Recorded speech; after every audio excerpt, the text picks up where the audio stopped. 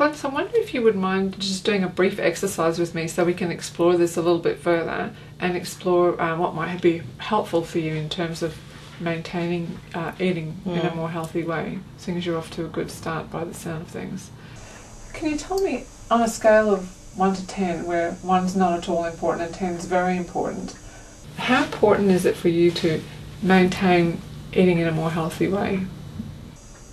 It's very important. I would say it'd have to be a 10.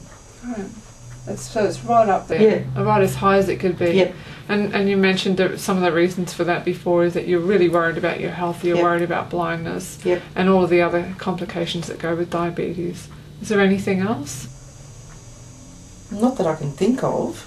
It's just very important that I try and change it. It's going to be hard, that's the part. I know it's going to be hard. I'm not, silly. I think it's going to be hard. And I'm going to get to that in a sec. Mm.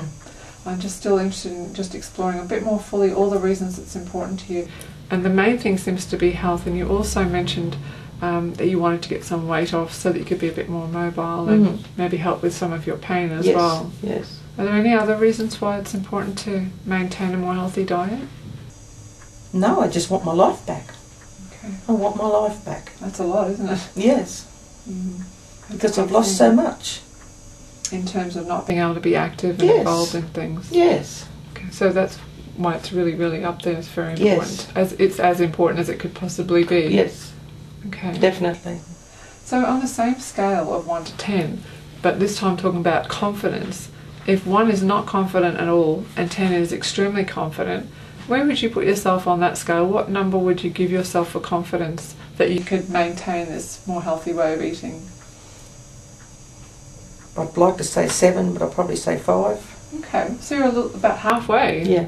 Well, what made you choose a 5 rather than a lower number, say a 2 or a 3? Well, because I am determined.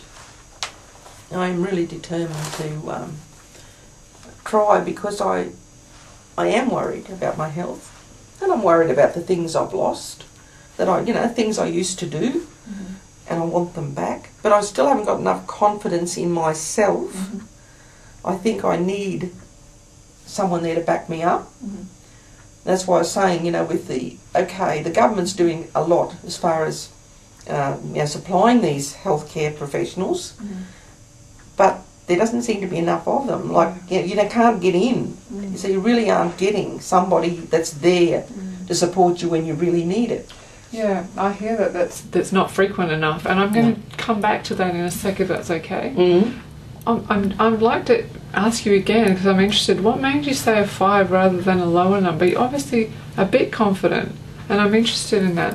What is it that makes you that bit confident that you can do it? You're halfway. What is it that makes you a 5 rather than a 1 or a 2? Because I'm determined. It sounds like you're a person, when you put your mind to something, you can really do it. Yeah. And you've had experiences like that in the past? Yeah, I'd say so. Well, it's always been a battle. See, my weight's always been a battle. I mean, in terms of having put your mind to something and then succeeded. Yes, I suppose. Because I've always wanted to be a sewer. I love dressmaking and things like that, and I really had to work hard to achieve what I did. And the point is that it was something you really wanted. Yep. And you had to work hard for it, and you did it. So you know that you're a person that can do it. Yep. And that's one of the reasons you feel about halfway confident at least. Yeah, halfway confident. Yeah. What other reasons that you feel a 5 rather than a lower number? The support. I'm getting support now where I didn't have support before, and I'm starting to get support. Like I'm getting support from you and the diabetes educator and my doctor now, the doctor I've got now. I changed doctors because I didn't feel I was getting the support I needed. That's made a big difference. It has a big difference. And I wonder if that's part of why you didn't choose a lower number now. Yes, because I really feel that I'm starting to get the support I need. Okay. And that because I know I can't do it on my own. I know I can't. I need somebody there that can just give you that little bit of encouragement and say, oh, well, have you tried this? Or can we try that? And that's what I need. Okay, so some of the things that got you halfway confident, Yeah. which is good. It was a 5 rather than a lower number.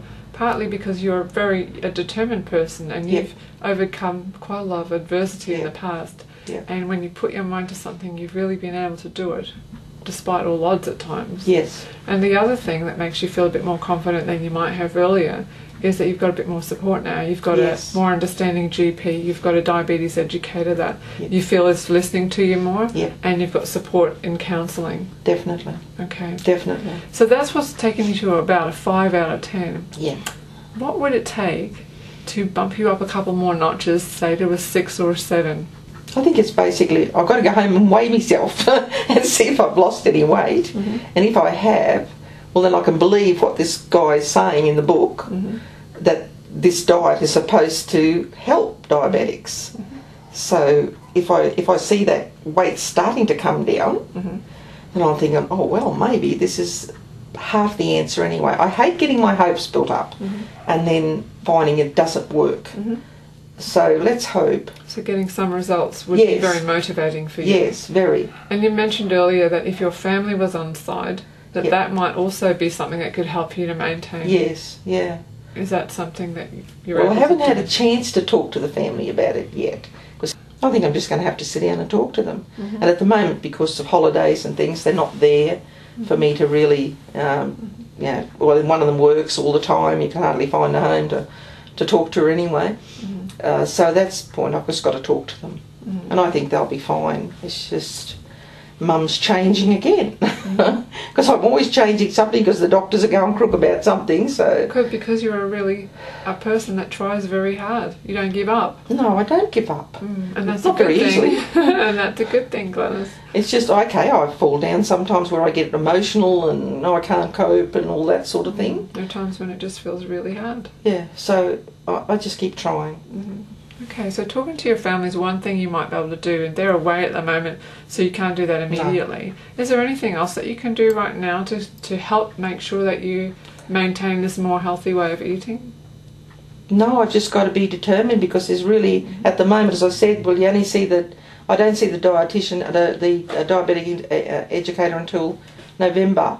So I've got to now try and prove myself in that time before I see her, and then before I have my blood tests again to see what my HbA1c is doing. So you need to maintain for quite a while then? Yes, before then. So it's going to be tough because it is a totally different way of eating, and it takes a fair bit more effort to prepare things. Like, you've got to soak your beans and all this, and it all takes time. So yes, it's a complete change of life, really. Yeah, it's not easy. A big change. So what else could help you then in the meantime until you go back to see her and you have your blood tests? I don't know. You mentioned other people supporting you seems to be a big thing. Yeah. Is there anyone else that might be able to support you? Oh, I've got my friends that I could, get them behind me a bit. But I suppose I'm a little bit scared, because it's like, oh well, here she goes again, she's trying something else. Because it just comes down to the fact that I don't know how to control my diabetes. So I've got to try everything. So I try this and that doesn't work. I try something else and it doesn't work. So here we go again. I'm trying a vegetarian diet and see if that works. Because really the doctors don't have any answers. They can just push pills and push, at the moment I've gone on to the insulin, so I'm on 2 different sorts of insulin, 5 injections a day. And like you said, everybody's an individual. Yes. And so it's important to try different things to suit different people. Yeah. And that's exactly what you're doing at the moment. Yeah, I'm just trying to try and see what works for me. Okay. And is there anything that we could do together that would be helpful? No, I think just talking to you is what's giving me the incentive to keep on trying. Because before I didn't have anyone I could really talk to, that I could just open up to, and I can tell you all my problems that I've had, all the the things that have gone wrong in my past, and that's affected how I view myself, and and I find that I need someone to talk to, and that's very hard in this day and age because everybody's so busy.